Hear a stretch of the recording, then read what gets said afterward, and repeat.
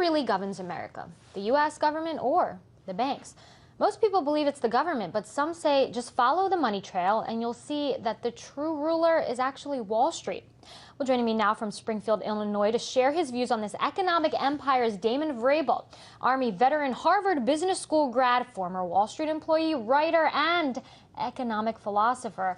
Hi there, Damon. I want to thank you so much for joining us. So you recently wrote a piece in which you said, quote, "It is clear that we do not live in a constitutional republic, but rather a financial empire where the Wall Street oligarchy rules not only our lives, but also the government we elect." Can you elaborate on that rather harsh statement there? Sure. It is quite different than what we're trained to think from middle school and civics class. But a republic is built on communities of towns and counties and states. And that's not what we live in today. We live in an empire governed by Wall Street and DC together. It's a public-private partnership that operates for the benefit of each other.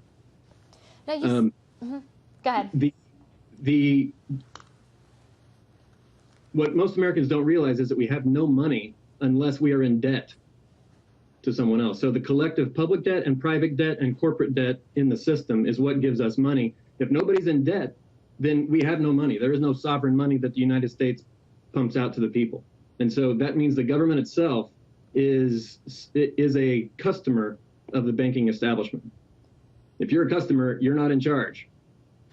Now, you also say that the Federal Reserve and Wall Street, that's the real government of the United States. Now, RT has been covering the Fed and sort of possible investigations and audits into this institution. So I wanted to get your take on the role of the Federal Reserve in a possible economic recovery, if any.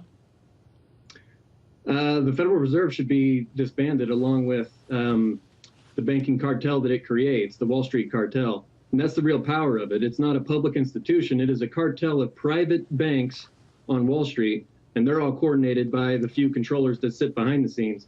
The Fed can't help us because all it can do is increase our debt position, which means we're going down a black hole, either towards a deflationary depression or hyperinflation, just like Weimar Germany. But Damon, you know, the debate here seems to always be framed around socialism versus capitalism. What do you make of that? Yeah, that's what everybody is focused on. The left promotes big government and the right promotes big business. But really, the system is not left versus right. It is left and right. And together, big business and big government work under the purview of the mega banks, the Fed cartel. And big business and big government working together is a governmental structure that's called fascism. And that's unfortunately what we're facing in the United States.